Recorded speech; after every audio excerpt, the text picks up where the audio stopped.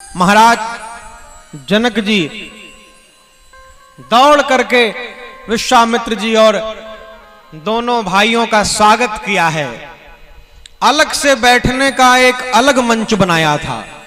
सब मंचन ही मंच एक सुंदर विशद विशाल, और गुरु समेत दो बंधु तह बैठारे महिपाल। अलग से मंच बनाया था, उस पर बैठा दिया। अब जब किसी सभा में सब बैठे हों और कोई अलग से आकर के किसी का सिंहासन लगे तो सबकी निगाह उसी ओर जाती है, ये कौन है। अब सारी सभा हमारे रघुनाथ जी को देखने लग गई, और जब रघुनाथ जी को देखने लग गई तो जिसकी जैसी भावना वैसा देख रहा। जिनके रही भावना जैसी, प्रभु मूरति देखी तिन्ह तैसी। जो जनकपुर के वासी थे उसमें से कुछ भगवान को अपना बेटा मान रहे थे, कोई भगवान को अपना मित्र मान रहा था, कोई भगवान को अपना भाई मान रहा था। और जो राजा बैठे थे 10,000 से ज्यादा, वो भगवान को अपना प्रतिद्वंदी मान रहे थे। ये कहां से आ गया। अब सबकी निगाह हमारे राघवेंद्र सरकार की ओर थी। तो गोस्वामी तुलसीदास जी ने सोचा कि ऐसा ना हो कि लाला इतने सुंदर लग रहे हैं और सब अपनी अपनी निगाह से देख रहे हैं, सब अपनी अपनी आंख से देख रहे हैं। तो ऐसा ना हो कि आंख आंख से देखते देखते हमारे लाला को किसी की आंख लग जाए। इसीलिए सब देख रहे थे राघवेंद्र सरकार को, और अचानक हमारे गोस्वामी तुलसीदास जी ने प्रवेश करा दिया वहां पर सिया जी को, और लिख दिया रंग भूमि जब सिया पगुधारी, रंग भूमि जब सिया पगुधारी, देखी रूप मोहे नर नारी, देखी रूप मोहे नर नारी। जब सिया जी को प्रवेश करा दिया तो देख रूप मोहे नर नारी। सब के सब किसको देखने लग गए, सिया जी को। अब सबने कहा गोस्वामी जी ये कौन सी बात हुई, आप वर पक्ष की तरफ हैं क्या। लाला को देख रहे थे, आप सिया जी को प्रवेश करा दिए। अब सबकी निगाह सिया जी की ओर, इनको न नजर लग जाए। तो जब सब सिया जी को देख रहे हैं, और सिया जी कहां देख रही हैं, सिया जी किनारे से ढूंढ रही हैं, धीरे से नजर उठाकर कि कोई देख न ले। घूंघट में मुखड़ा है और घूंघट के अंदर से धीरे धीरे देख रही हैं। किसको ढूंढ रही हैं, राघवेंद्र सरकार को। इधर से ढूंढना शुरू किया, कहीं दिखे नहीं। ढूंढते ढूंढते जब ये पंक्ति पूरी हो गई तो मां ने तुरंत निगाह इस पंक्ति की ओर ले गए, वहां भी नहीं दिखे। मन में विह्वलता हुई, ऐसा ना हो चले न गए हों। लेकिन अचानक जब मां की विह्वलता को सखियां समझ गईं तो एक सखी ने धीरे से कोहनी मारी, कहा सीते निगाह थोड़ा और उठाओ। और जब निगाह और उठाई तो दूर सिंहासन पर अलग सिंहासन बना हुआ था, उस पर राघवेंद्र सरकार दिख गए। जैसे ही दिख गए वैसे ही नजर नीचे कर ली। कहते हैं ना, जहां भी ये जाएं, जिसे भी ये देखें, तुझे ढूंढती हैं पागल निगाहें। और जब देख लिया तो गोस्वामी तुलसीदास जी ने कहा बस इतनी देर तक का ही समय हमने दिया था। अब बस जैसे ही देख दिखाई हो गई, तुरंत गोस्वामी तुलसीदास जी लेकर के चले आए जनक जी के पास। जनक जी ने अपने बंदीजनों को कह दिया कि अब तुम जल्दी से प्रण बताओ। अब सारे राजा देख रहे थे सिया जी को, और उसी में बंदीजन सुना दिए। बोले बंदी बचन जन, सुनहु सकल महिपाल, और पन विदेह कर कहीं हम, भुजा उठाई विशाल। हे राजाओं सुनो, मैं महाराज जनक जी का प्रण आपको सुनाने आया हूं। अब राजा तो मगन थे सिया जी की ओर देखने में, और जब बंदीजन सुनाए, कहे निप भुज बल बुध शिव धनु राहु, और गरुव कठोर विदित सब काहू, सोई पुरारी को दंड कठोरा, राज समाज आज जोई तोरा। अरे त्रिभुवन जय समेत बय देही, बिनहि विचार बरहि हटते ही। ए राजाओं, भगवान शंकर के कठोर धनुष को सब जानते हो। जो भी इस धनुष की प्रत्यंचा चढ़ाएगा, हमारे महाराज जनक जी बिना कुछ विचार किए सिया का विवाह उसके साथ कर देंगे। अब जैसे ही राजाओं ने सुना, ध्यान तो था सिया जी को देखने में, आधा सुन पाए आधा समझ पाए। मंदी जनों ने बहुत सही बताया था। राजाओं ने अगर ध्यान से सुना होता तो गलती ना करते। बंदी जनों ने क्या कहा था? निपभुज बल बुध, आपका जो बल है वो चंद्रमा है। राजा बड़े प्रसन्न हुए, वाह चंद्रमा कितना सुंदर। निपभुज बल बुध, और शिव धनु क्या है? राहु है।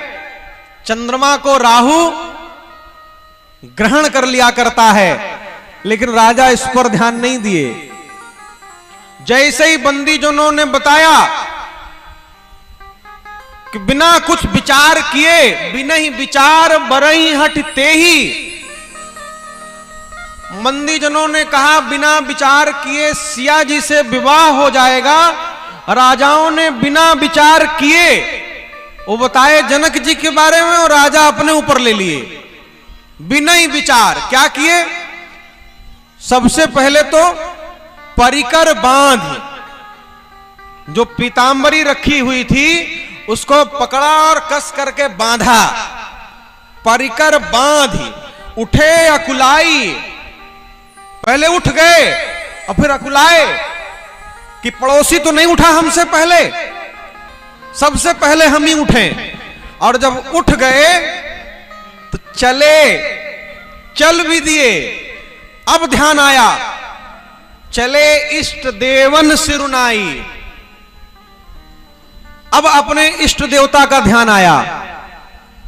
अगर होश में होते तो पहले इष्ट देवता को मनाते कि महाराज चल रहे हैं अब देखना, लेकिन पहले परिकर बांध, फेंटा पहले कस लिए, उठे अकुलाई, चले, चल भी दिए, और तब इष्ट देवन सिरुनाई।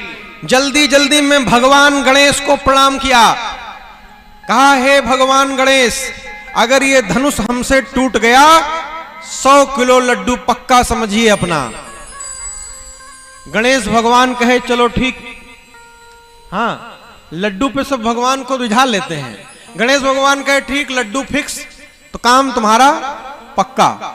अब जैसे उठे चले तो जो बाकी के 10,000 में से एक उठा था, और जो बाकी बचे थे 9,999, उन राजाओं ने कहा कि गणेश भगवान अगर इससे धनुष न टूटा तो हमारा 100-100 किलो लड्डू पक्का समझ लीजिए।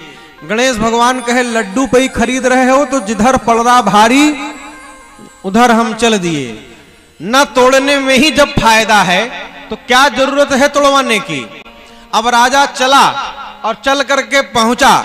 अब पहुंच करके धनुष को कस करके उठाया, और जब उठाया धनुष को तो पूरी ताकत लगा रहा है, और ऐसा लग रहा है कि जैसे राजा का ताकत पाकर के धनुष और गरुआता चला जा रहा है। धनुष उठ नहीं रहा। अरे इतना तेज उठाया, इतना तेज उठाया, झटका खा करके पीछे आकर गिरा। सब कहे बस हो गया, जाओ बैठो। आकर के चुपचाप शर्मिंदा होकर के बैठ लिया। दूसरा राजा खड़ा हुआ। दूसरे राजा ने भी कहा, हे गणेश भगवान, अगर हमसे टूट गया धनुष 100 किलो लड्डू पक्का, सब काम जैसा वो वैसा वो। तो अगले राजा भी कह दिए, हे गणेश भगवान इससे मत तुड़वाना, 100-100 किलो हमारी तरफ से। अब गणेश भगवान भी लड्डू पर लड्डू खेल रहे हैं। अब वो अगला गया और वो धनुष पकड़ करके उठाया, और उठाकर पूरी ताकत लगाया। अरे एकदम से ताकत लगाया, और पता लगा कि जो बेल्ट बांधा हुआ था टूट कर गिर, लुंगी खुली लाकर जल्दी से लपेट करके रखा, अंदर बैठा। हे भगवान, कैसे भी इज्जत बची हमारी। तीसरा उठा, जाकर के उठाया। तब तक में पीछे से राजा ने कहा, देखो पीछे गड़बड़ा ना दो कहीं। आकर जल्दी से आकर बैठ गया, और जैसे ही जाकर के बैठने लग गया वैसे ही अचानक अरे राजाओं के ऊपर होड़ लगती चली जा रही है। जो राजा आ रहा है वही चौथा राजा चला, अपने आप को एकदम महाबलशाली समझ रहा था। ऐसा लगेगा जैसे धनुष को उठा करके अभी एक झटके में उठा करके फेंक दूंगा मैं। और धनुष उठाने के लिए आगे बढ़ा, और आगे बढ़ते ही जैसे ही पता लगा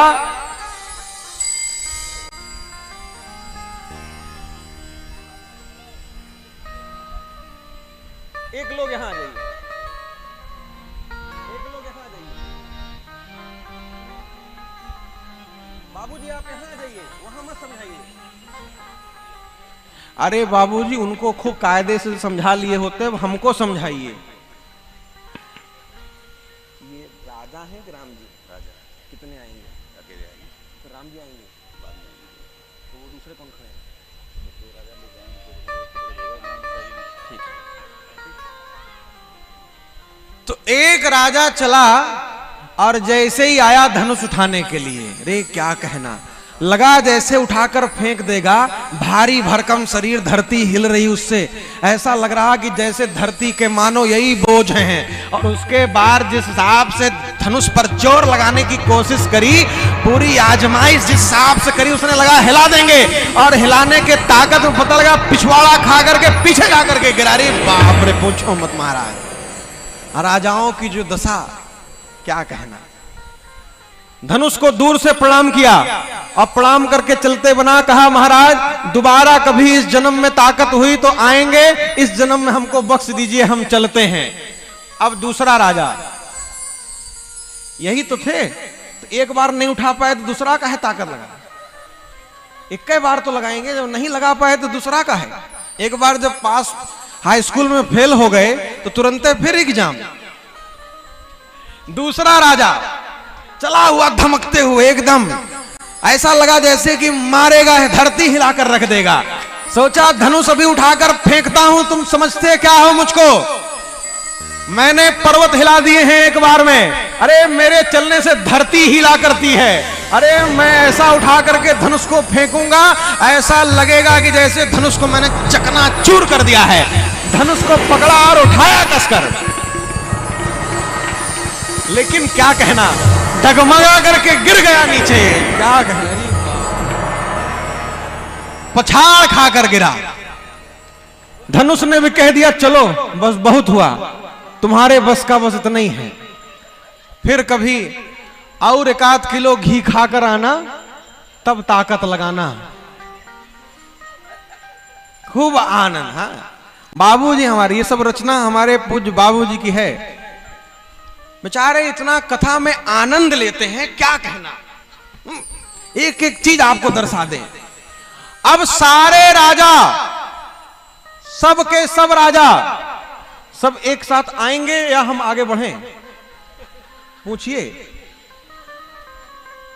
अगर सबको एक साथ भी आजमाना हो तो आ जाएं, मां ने दूध पिलाया हो तो आ जाएं, अब पाउडर वाला पिए हो तो कोई बात नहीं, ना आए।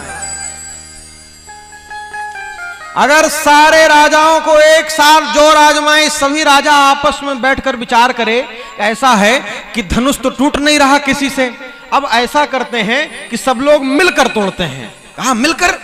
ये कैसा तोड़ना हुआ? कहा हाँ, महागठबंधन बना देना है, जैसे आजकल लोग बना रहे हैं, अकेले ना हरा पाओ तो मिलकर हराएंगे, महागठबंधन बनाएंगे और मिलकर हराएंगे उसको। किसी उन राजाओं से पूछ लो कि जीतेगा कौन, अब ये तो नहीं पता कौन जीतेगा, लेकिन पहले उसको हराना है। हाँ, आजकल के नेताओं को भी महागठबंधन बनाकर प्रधानमंत्री कौन बनेगा ये नहीं तय किए हैं अभी, पहले जीते तो उससे, पहला तो मुश्किल जीतना ही है, तो पहले जीते और फिर कौन बनेगा, तो कहे पहले आपस में लड़ेंगे और फिर उसके बाद जो सबसे जीतेगा वो बनेगा कुर्सी पर। तो ऐसे सारे राजा कहे कि महाराज 10,000 राजा मिलकर के कहे कि चलो मिलकर के ताकत लगाते हैं, मिलकर आजमाइश करते हैं, मिलकर कोशिश करते हैं धनुष तोड़ने की। क्या हुआ, राजा इतने निराश होकर के बैक टू पवेलियन चले गए क्या? अब दोबारा नहीं आना है? अरे जब तैयार ही हो गए हैं, धनुष तोड़ने का मन ही बना लिया है, और जब सोच ही लिया है कि हाँ धनुष तोड़ना ही है, तो एक बार आजमा कर देख ले, शायद टूट ही जाए। या उसमें से हैं कि जिनके कछ विचार मन माही, चाप समीप महीप न जाही। तय कर लिए हैं कि जिनके कछ विचार मन माही, चाप समीप महीप न जाही। कहे महाराज बहुत फजीहत की, अब दोबारा नहीं जाएंगे। तो सारे 10,000 राजा एक साथ लग गए धनुष तोड़ने के ऊपर। जो जहां पाया वहीं उठा करके कर क्या रहे, हाँ तम किता किता शिव धनु धरई, उठई न कोटि भांति बल करई। भूपे कछ विचार मन माही, चाप समीप महीप न जाय। भूप सहस दस एक ही बारा, लगे उठावन करई नकारा। ढकई न शंभु सरासन कैसे, कामी वचन सती मनु जैसे। कामी वचन सती मनु जैसे, कामी वचन सती मनु जैसे। सारे राजा मिलकर के जब धनुष तोड़ने का प्रयास किए और धनुष नहीं टूट रहा था, जनक जी से देखा नहीं गया। जनक जी अपने स्थान से उठ करके खड़े हो गए। कहा तजहु आस, निज निज गृह जाऊ। लिखा न विधि, वैदेही विवाहो। बस अब और उपहास न हो तो अच्छा है। देश देश दीप दीप के राजा राजकुमार मेरा प्रण सुन करके आए थे। अपने आप को महाभटमानी, महावीर, बलवान, योद्धा, पराक्रमी कहने वालों में से सच्चा वीर एक भी नहीं निकला। अरे सीता जैसी अनुपम स्त्री, दिव्य कीर्ति एक साथ पाने के लिए मैंने छोटा सा मूल्य रखा था,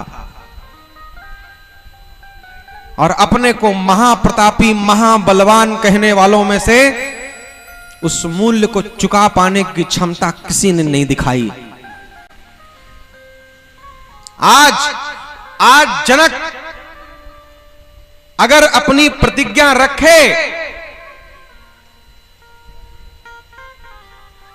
तो बेटी कुमारी रह जाएगी, और अगर अपनी प्रतिज्ञा तोड़ दे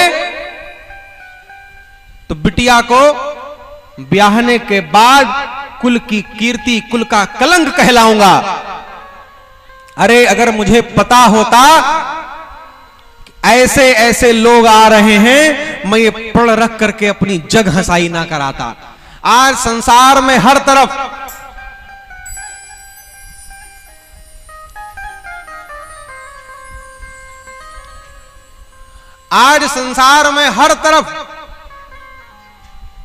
मेरी जग हंसाई ना होती। आज आप सबको देख करके मुझे यही लग रहा है जैसे सब के सब कापुरुष ही कापुरुष हैं। सबके झुके हुए सर मुझे एक ही बात बताते हैं,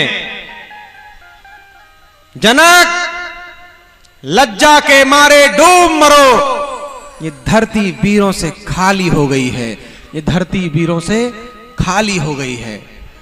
और सारे राजा सर झुका करके सुन रहे हैं। सबने बर्दाश्त कर लिया, एक व्यक्ति से बर्दाश्त नहीं हुआ। माथे लखन कुटिल भय भव हैं, रदकट फरकत नयन रिजो हैं। गुस्से के मारे माथे की भंगिमा बर्दाश्त नहीं हो पा रहा है।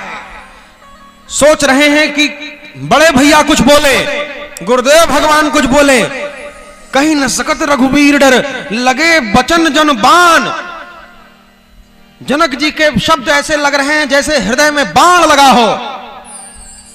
और जब देखा कोई नहीं बोला,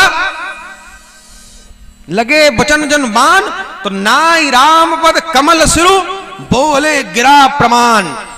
जब देखा कि अब कोई नहीं बोल रहा है, हमारे लखन भैया आ गए मैदान में, और मैदान में आकर के ललकार कर जनक जी की ओर देख करके कहा, रघुवंशिन मह जह को होई, रघुवंशिन मह कहि न कोई। कही जनक जस अनुचित बानी, विद्यमान रघुकुल मनि जान। सुनहु भानुकुल पंकज भानु, कहु सुभाव न कछु अभिमानु। जो तुम्हारे अनुशासन पाओ, कंद कलिव ब्रह्मांड उठाओ। नाचे घट जिमिदारो खोर, सकौ मेरु मोलक दिन थोरी। तव प्रताप महिमा भगवाना, को बाबुरो पिनाक पुराना। नाथ जानि असरायो होई, कौतुक करो बिलोक सो।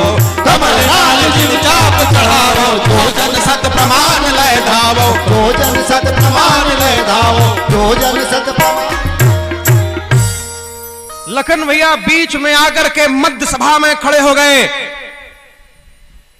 किसी और से नहीं कह सकते, अपने भैया की ओर देख करके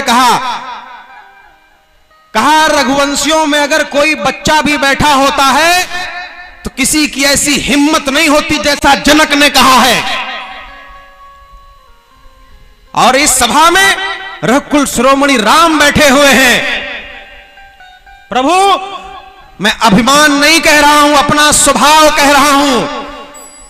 इस धनुष को क्या, इस जनकपुर को क्या, पूरे ब्रह्मांड को जैसे बच्चे गेंद की तरह उठा लेते हैं ऐसे उठा लूं, और जैसे बच्चे कच्चे घड़े को पकड़ करके चकनाचूर कर देते हैं ऐसे पकड़कर चूर चूर कर दूं। महाराज, इस धरती पर जितने भी वृक्ष हैं, जितने भी पहाड़ हैं, जैसे बच्चे गाजर मूली की तरह काट देते हैं, महाराज ऐसे पकड़ करके काट दूं।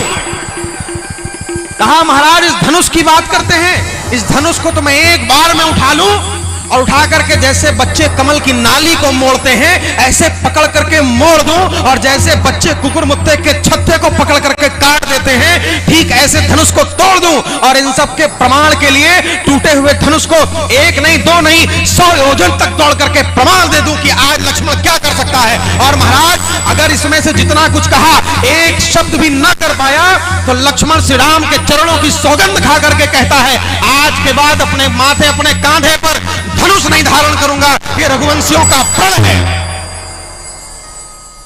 जब लखन भैया बोले, लखन सकोप वचन जब बोले, डगमगाहि महि दिग्गज डोले। धरती अपने स्थान से हिल गई। हर तरफ जैसा लगा हो भूकंप आ गया एकदम से।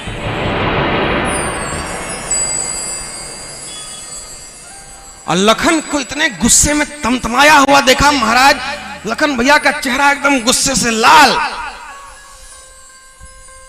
पूरी सभा स्तब्ध, कौन क्या कहे। तब तक में राघवेंद्र सरकार ने धीरे से लखन को देखा, कहा लखन, जिनको तू जनक जनक जनक कह रहा है, अभी थोड़ी देर बाद नौके पापा जी होने वाले हैं। थोड़ा जनक के आगे जी लगा लो, जनक जी बोलो। सैन ही रघुपति लखन नेवारे, प्रेम से देखा, हाँ बस बस अब बैठो। सैन ही रघुपति लखन नेवारे, प्रेम समेत निकट बैठारे। पास में बैठाया, और जब पास में आकर के बैठ गए तो विश्वामित्र जी समझ गए कि हमसे चूक हो गई। जनक जी के धैर्य की सीमा टूटती कि उससे पहले ही हमको रघुवर को आदेश दे देना चाहिए था। आदेश दे दिया, उठहु राम भंजहु भव चापा, मेटहु तात जनक परितापा। ध्यान से सुनिएगा, ये नहीं कहा गुरुदेव भगवान ने कि जाओ राम जाकर के धनुष तोड़ दो। ये नहीं कहा कि जो कोई ना कर पाया हो राघव वो कर दो। ये नहीं कहा कि जाकर के तीनों लोकों में जय जयकार कर दो कि विश्वामित्र का चेला इतना शानदार है जो कोई नहीं कर पाता वो राघव कर देता है। क्या कहा? मेटहु तात जनक परितापा। जा करके जनक जी का दुख मिटा दो।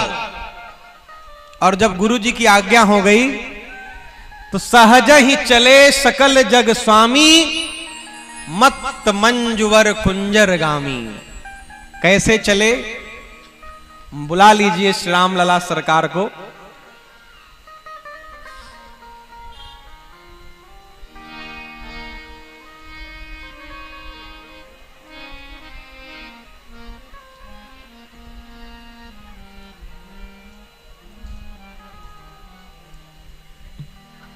क्या कहना है।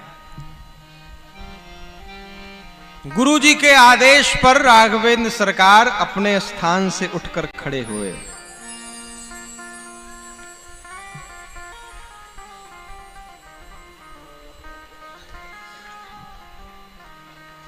बैठ जाइए गुरुजी, बैठ जाइए।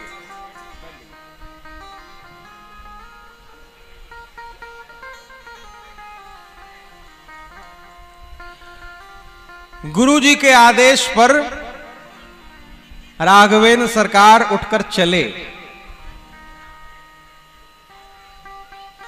कैसे चले? बहुत धीरे धीरे, सहज। राघवेंद्र सरकार गुरुजी की आज्ञा पाकर धीरे धीरे चले। क्या आनंद है। सिर्फ राघवेंद्र सरकार चले।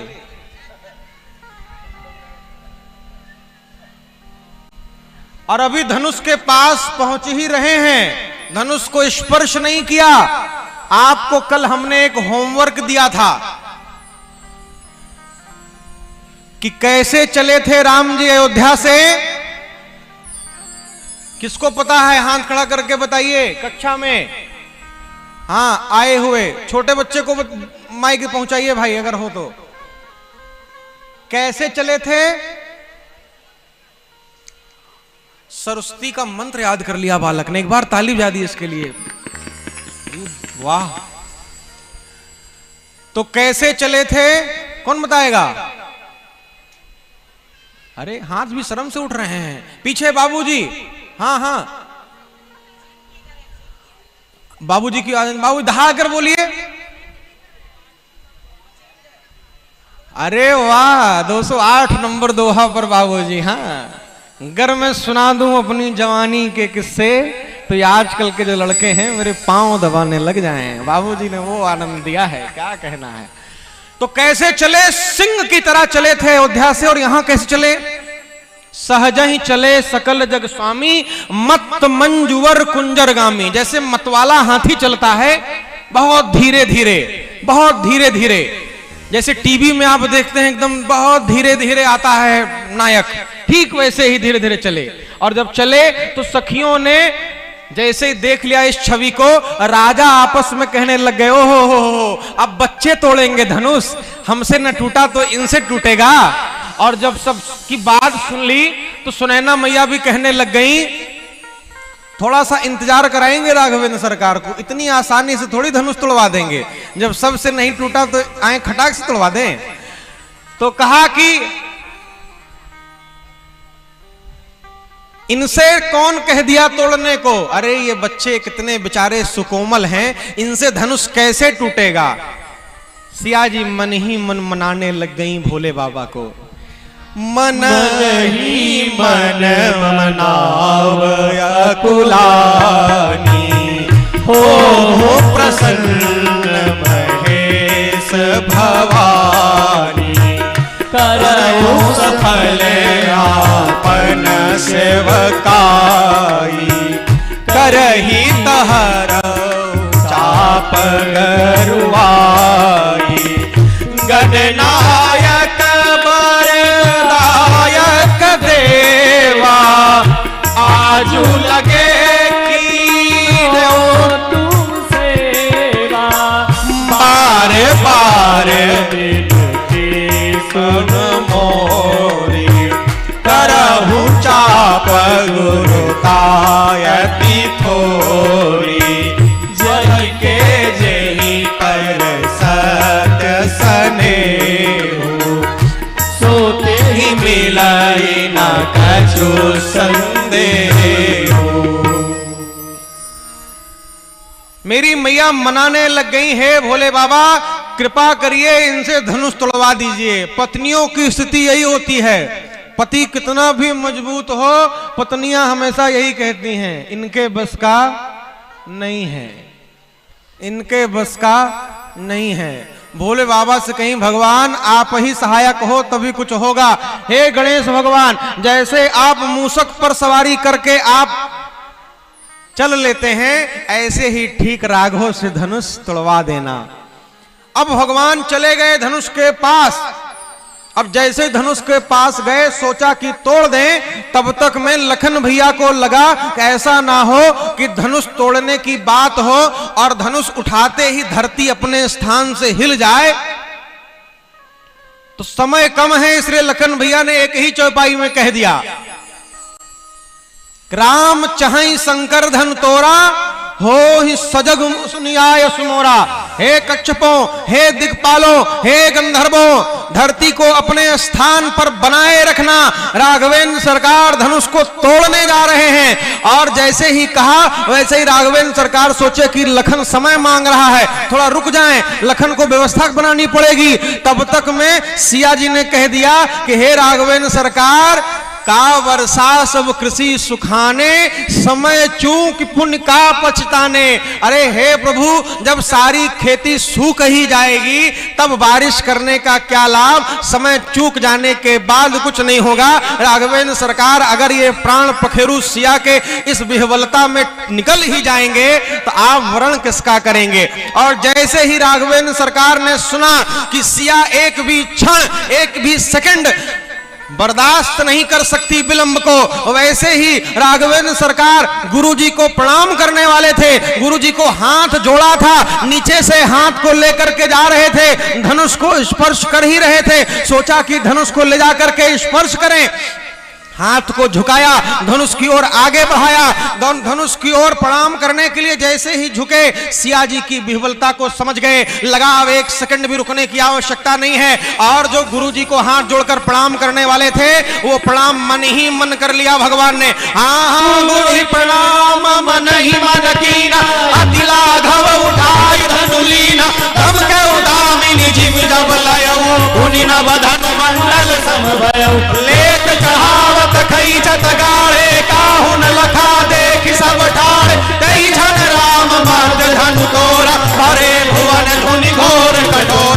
भरे घोर कठोर, रम रज भाज तज मार के चले, चिकराई देखा जटोल मई, गोल कूलुम कल मने, सोजा सोर मुनि कर कान दीने, सकल विकल विचार, कोदंड खंड राम तुलसी, जयति बचन उचारहि, जयति बचन उचारहि।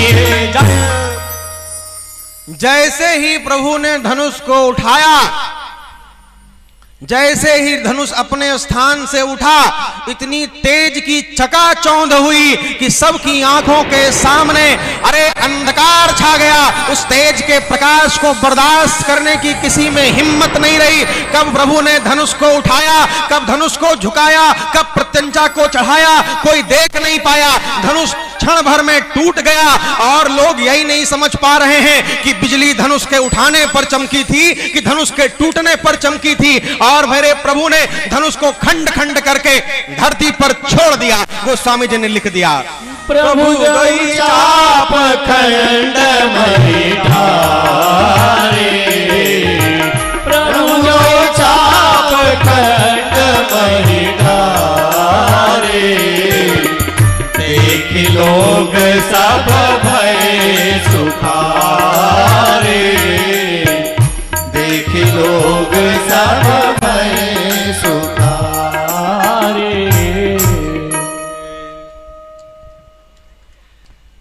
जैसे ही प्रभु ने धनुष को उठा करके खंड खंड धरती में डाल दिया, सारे लोग देख करके प्रसन्न हो गए। जो राजा रहे, जिनसे धनुष नहीं टूटा था, वो धनुष को देख करके कह रहे हैं, क्या हुआ, टूट गए ना, बहुत अकड़ थी तुम में, आखिर टूट ही गए। अब सारे राजा धनुष को ताना मार रहे हैं, क्या हुआ, तोड़कर जमीन में फेंक दिए गए हो। धनुष ने कहा, धनुष ने कहा कि धनुष अहंकार का प्रतीक होता है, धनुष घमंड का प्रतीक होता है।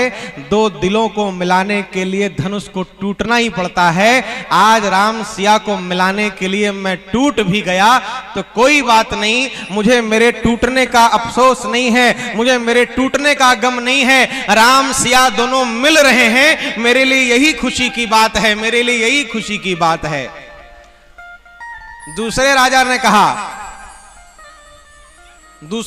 ने कहा हमसे नहीं टूटते बन रहा था, हम आए थे तोड़ने के लिए तो हमसे नहीं टूटे हैं? हमारी शकल सूरत में कुछ कमी थी? धनुष ने कहा हम तुम्हारे राज्य के नहीं हैं जो तुम्हारे कहने पर चलेंगे, हम जनकपुर के धनुष हैं, हमने जनकपुर का नमक खाया है, हम अपनी वफादारी जनकपुर के साथ निभाएंगे, हम अपनी वफादारी महाराज जनक जी के साथ निभाएंगे। और एक पिता को बेटी के विवाह का निर्णय लेना था तो ये धनुष जनकपुर में जनक की जगह पर बैठा था। अरे जब तक सुयोग्य वर तक पहुंच ना जाता तब तक मैं अपने स्थान से टस से मस हिल भी नहीं सकता था। जब सुयोग्य वर मुझ तक पहुंच गया फिर मैं स्वतः ही टूट गया, मुझे किसी को तोड़ने के कहने की आज्ञा लेने की आवश्यकता नहीं थी। प्यारे, धनुष ने कितनी बड़ी बात कही कि जब तक सुयोग्य वर न मिल जाए तब तक टस से मस में होता नहीं। आप कहेंगे प्यारे, बिटिया के विवाह के लिए तो बाप को दर दर भटकना पड़ता है, और महाराज आप कह रहे हैं कि धनुष कह रहा है कि टस से मस हिलेंगे नहीं। तो प्यारे, समय आ रहा है, थोड़ा और 20 साल 50 साल रुक जाइए। जिस हिसाब से लोग बेटियों के साथ उपेक्षा कर रहे हैं वो दिन दूर नहीं है जब बेटे वाले बेटी के घर पर रिश्ता लेकर जाएंगे, क्योंकि बेटियां संख्या में कम हैं और बेटे ज्यादा हैं।